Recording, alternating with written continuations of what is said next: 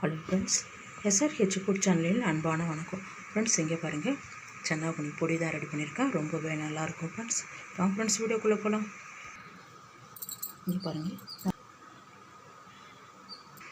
Friends, இங்கே பாருங்கள், சுட இட்லி தான் எடுத்து வச்சுருக்கேன்.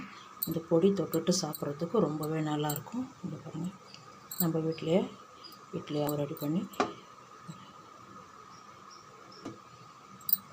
சாப்பிட்டு பாருங்கள். அவ்வளோ ஒரு சூப்பராக இருக்கும். இதுக்கப்புறம் நீங்கள் சட்னியே எதிர்பார்க்க மாட்டீங்க, இந்த பொடி ரெடி பண்ணி சாப்பிடுவீங்க. இங்கே பாருங்கள், சூப்பராக இருக்கும் ஃப்ரெண்ட்ஸ். நம்ம லஞ்சு பாக்ஸுக்கு கூட ரெடி பண்ணி கொடுக்கலாம் ஃப்ரெண்ட்ஸ். இங்கே பாருங்கள், சன்னாகுனி தான் எடுத்துருக்கேன். க்ளீன் பண்ணி மண்ணெல்லாம் இருக்கும், மணல் க்ளீன் பண்ணி சுத்தம் பண்ணி மரத்தில் கொட்டி நல்லா பொடிச்சு எடுத்துருங்க. சுத்தம் பண்ணி ரெடியாக வச்சுருக்கேன். 1/4 கிலோ இது பொட்டுக்கடலை, 200 கிராம் பொட்டுக்கடலை. பாருங்கள் ஃப்ரெண்ட்ஸ், 100 கிராம் மிளகாய் காம்பு நீக்கிடுங்க. இங்கே பாருங்கள், ஒரு துண்டு பெருங்காய கட்டி எடுத்து பெருங்காயம். இங்கே பாருங்கள், மிளகாவை அப்படியே சிம்மில் வச்சுருங்க. 3 டீஸ்பூன் மிளகு. அப்புறம் வச்சா நல்லாயிருக்கும், கலர் மாதிரி இருக்கும். அப்படியே பாத்திரத்துக்கு மாற்றிடலாம். பொட்டுக்கடலை அப்படியே பொன்னிறம் நல்ல கலர் மாதிரி இருக்கும். அந்த தட்டிலே மாற்றி இங்கே பாருங்கள், நம்ம க்ளீன் பண்ணி வச்சுருக்க சன்னாகுனி அப்படியே சேர்த்துருக்கோம். இதுவும் நல்லா பொன்னிறமாக வறுத்து எடுத்துடலாம். நல்லா வறுத்து சூடாக இதே பாத்திரத்தில் இருக்கட்டும். ஃபஸ்ட்டு மிளகாய் பெருங்காய கட்டி சேர்த்து அரைச்சிடுவோம். அதுக்கப்புறம் பொட்டுக்கடலை சன்னாகுனி சேர்த்து பொடி பண்ணிடலாம் ஃப்ரெண்ட்ஸ். மிளகாலாம் சேர்த்துட்டேன். பெருங்காய கட்டியை இது மாதிரி உடச்சி சேர்த்துக்குங்க. ஃபஸ்ட்டு அரைச்சிடுவோம். அரைச்சிருக்கேன்.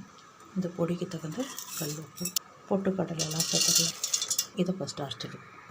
இங்கே பாருங்கள், நல்லா அரைச்சிருக்கேன். பொடிக்கு நம்ம எப்படி அரைப்போமோ அது மாதிரி தான் இருக்கணும். இங்கே பாருங்கள், இதை பாத்திரத்துக்கு மாற்றிடலாம். நிறைய இருக்குது, இதில் பாதி மட்டும் மாற்றிக்கங்க, பாதி பொடி அப்படியே இருக்கட்டும். இங்கே பாருங்கள், பாதி பொடி, மீதி பாதி பொடி ஜாரில் இருக்குது.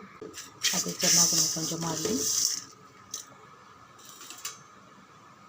2 பேட்சாக அரைச்சிடலாம். ரொம்ப நைஸாக அரைக்க வேண்டாம், திரியாக இருக்கிற மாதிரியே இருக்கட்டும். இங்கே பாருங்கள், நல்லா திறந்தோடனே நல்லா வாசனையாக கமகமன்னு இருக்குது. இங்கே பாருங்கள், இந்த மாதிரி இருக்கணும்.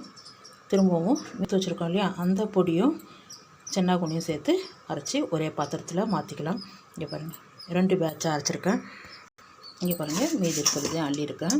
திரும்பவும் இந்த சன்னாகுனியை சேர்த்து பொடிச்சிடலாம். இங்கே பாருங்கள், நம்ம அரைச்சிருக்கிறதையும் திரும்பவும் ஒரே பாத்திரத்தில் சேர்த்துடலாம். சூப்பரான சன்னாகுனி பொடி ரெடி. ரொம்பவே நல்லாயிருக்கும் ஃப்ரெண்ட்ஸ். இட்லி தோசைக்கு சாப்பிட்லாம், ரொம்ப சூப்பராக இருக்கும். சட்னியே உங்களுக்கு தேவை இருக்காது, இந்த பொடி வச்சு சாப்பிட்டாலே அவ்வளோ ஒரு சூப்பராக இருக்கும். இன்னும் 2 இட்லி கூட கேட்டு தான் சாப்பிடுவாங்க. இங்கே பாருங்கள், நல்ல காரம் உப்பெல்லாம் கரெக்டாக இருக்குது. சூடான இட்லிக்கு வச்சு சாப்பிட்டு பாருங்கள், சூப்பராக இருக்கும். தோசை ஊற்றிட்டு தோசை மேலே இந்த பொடியை தூவி எண்ணெய் விட்டு சாப்பிடுங்க, ரொம்ப நல்லாயிருக்கும். வாங்க ஃப்ரெண்ட்ஸ், சாப்பிட போகலாம். நல்ல ஒரு பாக்ஸில் எடுத்து வச்சுக்கிட்டா 10 நாள் சூப்பராக இருக்கும். 10 நாளுக்குள்ளேயே உங்களுக்கு காலி ஆகிடும், சீக்கிரமாக காலி பண்ணிவிடுவாங்க. அவ்வளோ டேஸ்ட்டாக இருக்கும் பொடி. இங்கே பாருங்கள் ஃப்ரெண்ட்ஸ், இங்கே பாருங்கள், சூப்பரான சன்னாகுனி பொடி தான் ரெடி பண்ணியிருக்கேன். ரொம்பவே நல்லாயிருக்கும் ஃப்ரெண்ட்ஸ். இந்த வீடியோ பிடிச்சிருந்தா லைக் பண்ணுங்கள் ஃப்ரெண்ட்ஸ்.